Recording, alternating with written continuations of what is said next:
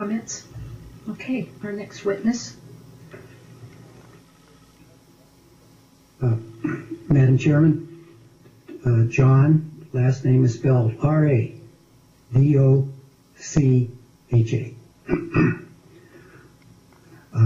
I came the second day because what I have to say is important to me. Actually, I'm on a fixed income, and I figured it out. It cost me $15 for these 2 days. And if I was making $100K a year, I probably wouldn't be here. But I'm appearing before this judicial committee. The reason I'm asking for justice as a homeowner. Now, when I speak, I'm not talking about all board of directors and all that kind of stuff. So I want that clear to the committee. I disagree with some of Senator Schneider's bills. However, I totally agree with his verbal comments. He was not, and I repeat, he was not bloviating. I would like to see the Ombudsman's Department disbanded because, as I said before, it's a vicious tiger with toilet paper teeth. I am a victim of kangaroo court hearings because of retaliation and selective enforcement. It was my asking for due diligence, which is part of Bill 185, Section 16, page 9, that brought the wrath of the Board of Directors down on me. Frivolous. Well, to me, that's a word that fee-grabbing lawyers use. That's, again, these are my opinions. And what we have here are a lot of these fine, happy, sniveling milksops called Board of Directors using NRS 116 to satisfy their dictatorial control over homeowners. We can take NRS 116.31175, parentheses 1B, for example.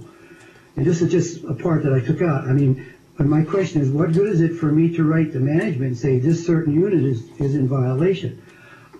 I need documentation or non-dated documentation. If it's not in writing, it don't exist. NRS 116.311751B protects the Board of Directors, but takes my right away to existing or non-existing documents to prove retaliation and selective enforcement. What NRS 116, what it really needs is a Freedom of Information Act. Now, I have another thing. Where in any of these bills, except where it says votes for Board of Directors, are homeowners' rights to vote by paper ballot for budgets and capital improvements? We get a letter, we're going to have a budget meeting, you're to come. Well, it's at 4 o'clock in the afternoon and it's 15 miles away on some place we never even heard of, not the regular place. Now that's not fair. Give us our right to vote. This is what's missing. We need that. We got to get our control back here, Madam Chairman. I also have a question. Why can't someone, anyone in the legislature, define capital improvements?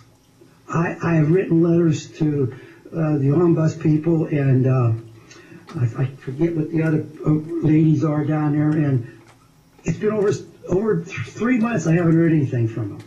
I suggest, if anybody's going to look into it, they start by using a dictionary, looking up capital expenditures. My understanding of a capital improvement is something that's permanent. If it's going to be permanent, we should be able to vote. What happens is there's all these loopholes that these board of directors find, and they'll say, oh, well, it's a private street, therefore if we put a speed bump there, it's going to be a common element. Well, we should vote on capital improvements. If you want to put special bricks around the community, we should vote. They're just taking our money and just using it for whatever whims, whoever is the president and whatever Kool-Aid drinkers they have to go along with this stuff. It's just very disturbing. I've had well, so anyway, I have one more thing I'd like to say is I wonder where all these transfer fees go. You know, does it go to the HOAs, the management companies, the lawyers? Does this bill, as I see it, I mean, it should be gotten away with. It leaves the door open for double dipping for some of these organizations. So I would like to close in saying that I would hope, I've heard before, like last year, that you take people like me seriously, along with board of directors, lawyers, and management company people and everything. I mean, as you stated here a couple week ago, that it's a kind of a sad, very hard, indulgence thing. People are very passionate about this, but when you get hosed by for money that you don't have for, like I said, things that they let their other board of directors get away with. Quickly, one more example. Parking. Rudoka, you're on overtime, but you will take the next one, but this is the last one. Promise. Why is it like, here's an example that goes on, please. Parking. Somebody comes to visit and they park and they get a sticker on there saying your car is going to be towed. But yet an ex-board of directors' son can have his truck and boat parked in a fire lane for 4 days. That's what I'm talking about. We need fairness. Thank you for letting me proceed. Mr. Rudoka, very kind and generous. And I will restate something that you just alluded to. We all, and I'm going to speak for the entire committee if I may take that liberty, we all recognize and appreciate how extraordinarily important these issues are to the people who show up at the table. We take very seriously, we take lots of notes, whether in our computer or old-fashioned people like me do it in longhand. We do review that.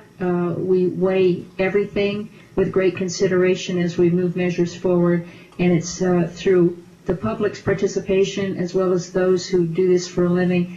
Everything is weighed, and we take it all very seriously as we move forward in establishing public policy. So I appreciate your donation of your $15 of time as you calculated it. But for us, it was worth a lot more to have you here. So thank you very much. It looks like on our sign-up sheet,